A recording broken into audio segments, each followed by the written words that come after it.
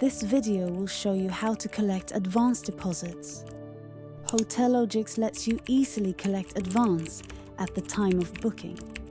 Let us see how.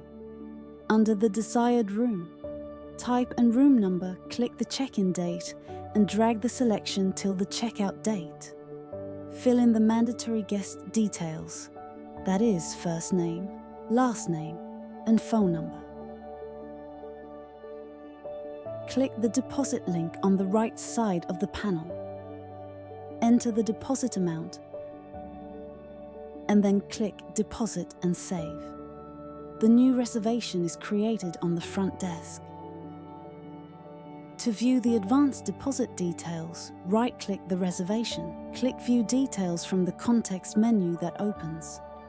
The reservation opens in a new tab. The advanced deposit is updated in the Amount Paid field under the Payment Details section.